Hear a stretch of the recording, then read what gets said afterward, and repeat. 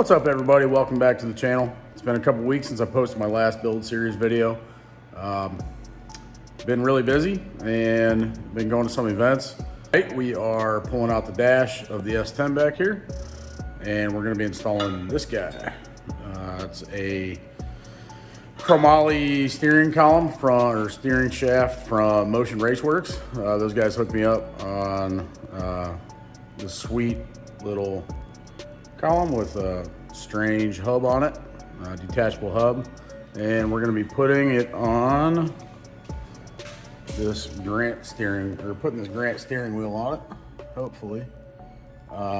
If that doesn't work, then I might get one of those new fancy billet wheels. I kind of like that idea. We're just gonna see how it works and see how it fits. I've never put one in, but shouldn't be too bad. Let's get with it. So I made a mistake on the first part of this video. This is not a Grant steering wheel. I'm not sure what brand this is. I think it's like a no-name. Let's see if we can figure it out. It's a no-name, from what I can tell. It might be one of those Joe's Racing products. Wheels, I'm not positive. Don't know much about these things. I know that if you have a fast ratio steering box and you're really trying to whip these guys around, they will cut the shit out of you, cut the crap out of you. So we're gonna see how it works. I don't know if I'm gonna keep it or replace it yet, but first things we're gonna do, we're gonna get the tack out of here, pull the radio, remove some of the gauges down here, and you know, take all the wiring out for the radiator and the fuel pump, and start pulling some of these bolts out to remove the dash. I've never pulled one of these factory dashes out. I've seen a couple of videos. It's not too terrible, but yeah, we will get back with you in a second. All right, guys, for you, those of you who don't know, I'm trying to do this so that, you know, the average guy doesn't have a million questions, and the guys that are more experienced, you know, feel free to skip these kind of parts. But the first thing I did in removing the complete dash assembly was I'm taking all of the components off, like that over there. You know, your temperature controls and your fan controls, almost dropped that. Second step that I'm doing is, you know, I removed the tack that I had. I still need to pull the wire out, but most guys, for the most part, guys are probably going to have a different setup. Tack's probably not going to be there. Might be there. The second step I did was I opened the glove box and I took these two bolts out, and then on this side it's just tension fit in there, I believe. If it's not, mine didn't have bolts on this side. It just had these two bolts here rather. You got to get the glove box lid down to get to those bolts. There are some bolts back in here. Let me get a light for you. There's some bolts back here. There's one down there, light shining on it there.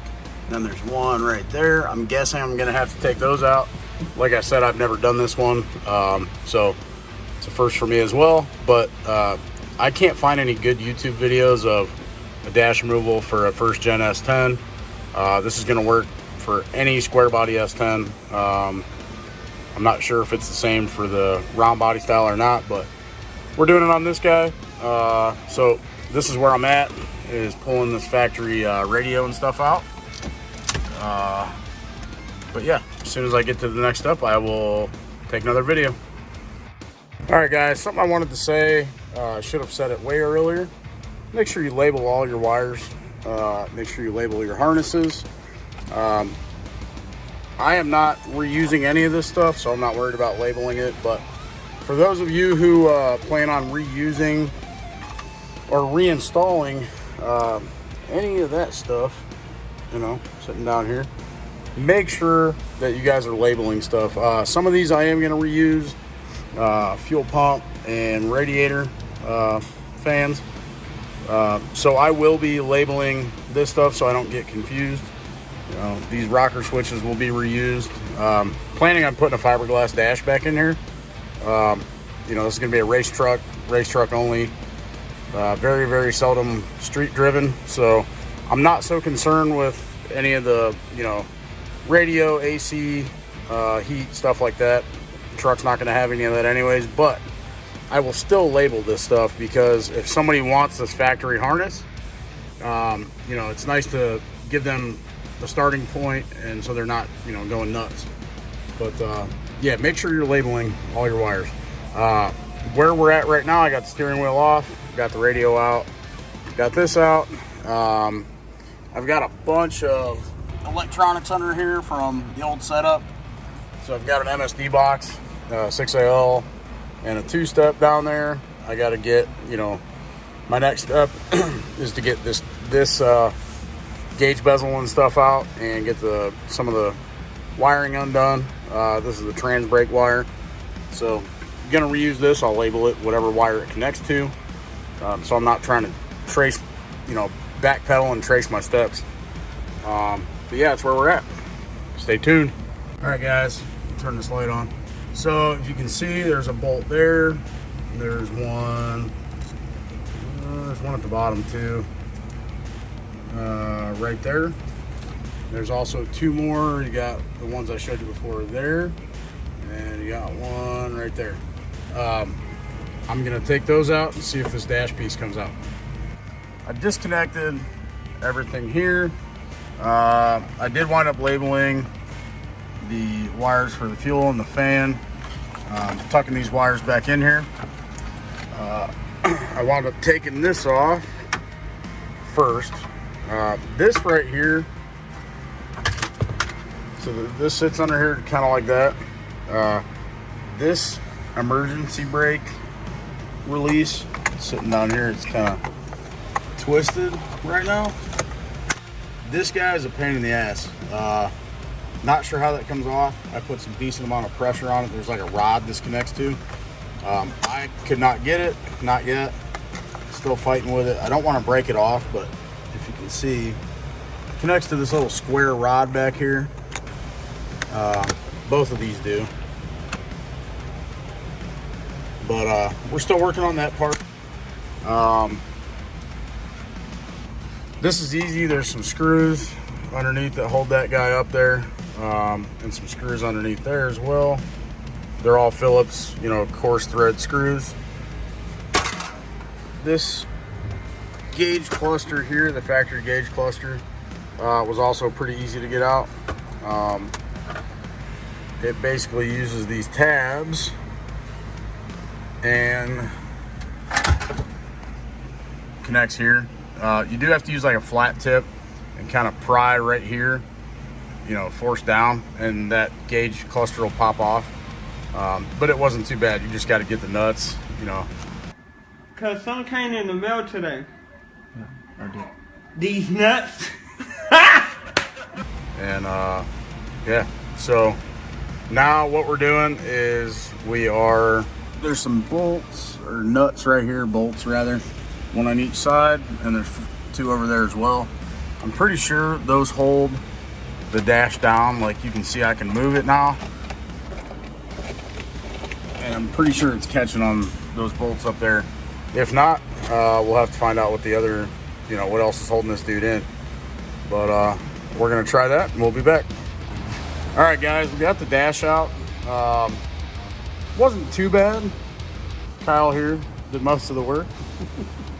But so we had, you want to show them where we had the bolts at, Kyle? We had to get out. So there's one here, here, over here, and 4 on the top.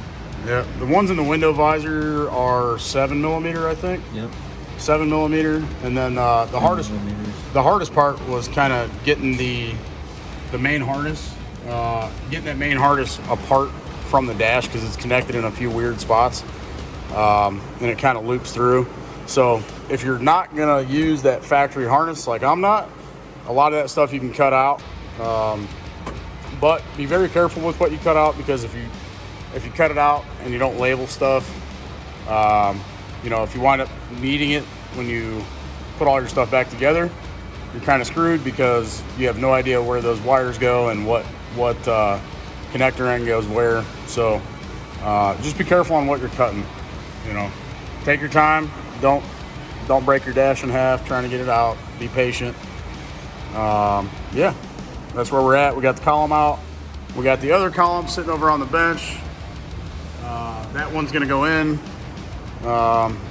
Probably not tonight, but we'll pick up where we left off on that one. Right now we're trying to get these vents out. Not too bad.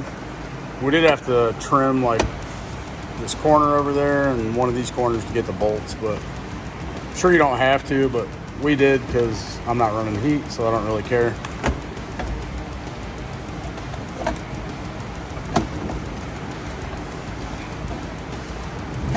Oh, there she goes.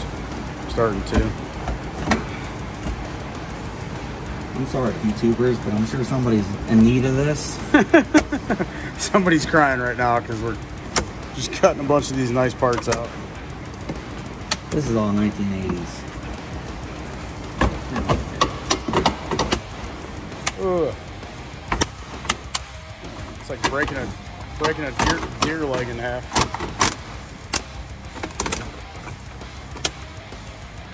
If anybody needs this, let me know in the comments. It'll be on YouTube. Or regular. Yeah, it'll be on Facebook Marketplace. 2 pieces. There's our dash back here. This piece came out separate, so no biggie. The dash I'm not putting back in.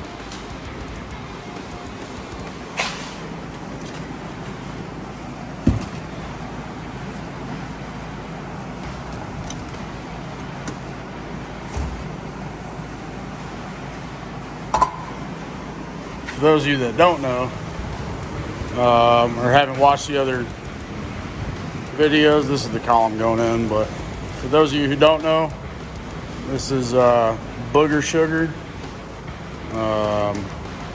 93 S10. It's got a 6-liter LS in it. Mildly built, bottom end, nothing crazy, all off-the-shelf stuff. Nicest piece on the truck is probably the intercooler. It's a Share Fab billet air to water. Dash 20 AN lines going to the bed. Forced inductions Jose 88. Twin precision 50mm wastegates down here. Nothing super special. Yeah. What's up, guys? It's a new day. This got carried over into the next night with work being crazy. You know, work's nuts right now, so we can't just work on this thing all the time. Anyways, where we're at right now, we got the dash out, we got the column out, cleaning up the wiring harness. We're moving old hardware, as you can see, like right there. We had an MSD box and a Blaster 2 and some other stuff. The wiring was kind of crappy in the truck. I did not do the wiring. It was like that when I got it. But anyways, we're trying to differentiate what we need, what we don't need. On this truck, all we're gonna have for wiring that was there is headlights, turn signals, brake lights, and running lights. Outside of that, you know, everything will be run by the Holly, but we're gonna rewire everything. We're not gonna use the stock fuse box or stock relays or any of that in the stock locations.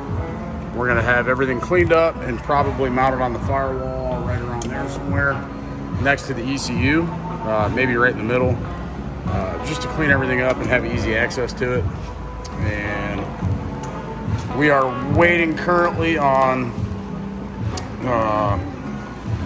some of you guys will know, I don't know if all S10s are like this or if it's just this one or this style anyways, but it's got a 3/4 inch round chromoly tube going all the way through to the hub.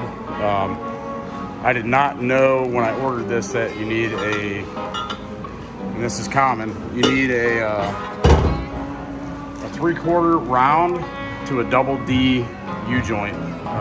It's like an adapter, and that will use the Jeep style or the one that Motion Raceworks sells, it will use this intermediate shaft, which is a double D style, receiver U-joint on there. So that's where we're at right now. Trying to get all this old wiring out of the way. We are getting ready to take off the intake, the top plate for the intake, and we're going to take all the hot side apart maybe tonight and get that ready to go. And we're going to clean it up and we're going to weld it. Hopefully in the next week or so, as soon as we get some time.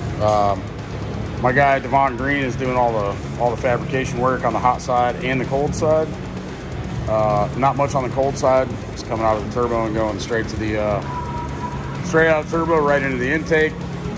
You know, this is the bread and butter right there. We don't have a lot of cold side piping, but he is going to weld that up. It's sitting over here, kind of separate. I don't know. I know I spoke briefly about it, but just so you guys know, we've got two of the bigger VS Racing wastegate or blow-off valves on here, and might be some redundancy built in, but it is what it is. I'd rather have more than enough. But yeah, got to get this welded up and cleaned up as well. Everything's getting powder coated. Not going to reveal what color yet because it's kind of a secret. Don't mind the loud noise. I'm going to walk into the shop here.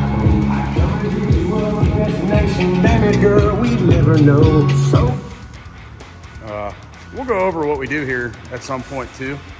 Some of you guys might recognize that or see that and know exactly what it is. That's what we do. Day in, day out. 5, 6, 7 days a week sometimes. But anyways, this is the shop. It's a paint booth, and this is our brand new powder coat oven. It looks like shit because the way they wrapped it, it got wet, and some of the adhesive from the wrap stuck to the door on there. Not a big deal. There's some parts, some junk parts, but parts nonetheless. So anyways, we're gonna get this bad boy fired up and get some parts in here. Yeah, still looks nice and new. But yeah, we're gonna get some parts off the truck in here and get them all powder coated up nice and pretty. The wrap, that's number one. The wrap, number two, is ordered and on the way. That should be here in the next week and a half, something like that. Not planning on putting it on just yet, just because got a lot of work to do on the truck and I really don't want to beat it up.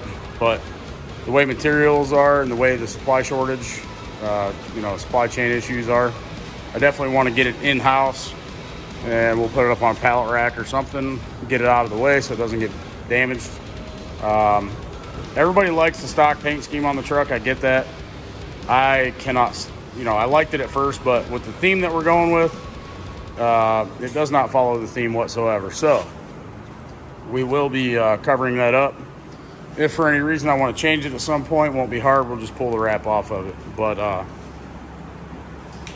yeah, other news. We've been working with Brian down at Featherlight Composites, and we're going to be getting a hood from those guys. We're going to be getting a front bumper with the valence. It's like a front spoiler, and possibly some other parts. Not sure yet. I might get I've already got a roll pan on the back, but we might get some doors at some point, some fiberglass doors, and we might get a custom fiberglass tailgate. Not positive yet. I'm not real concerned with the tailgate and the doors. I do want that front bumper with the valence because that thing's badass. This is the grill is going to be getting painted white, or painted black, I'm sorry. This will be painted black as well. I want it to look like it's not there. Not sure if we're gonna Cerakote or leave this raw. I might Cerakote it black, I'm not positive. Same thing with this stuff. We might Cerakote the exhaust and the headers. I just don't know.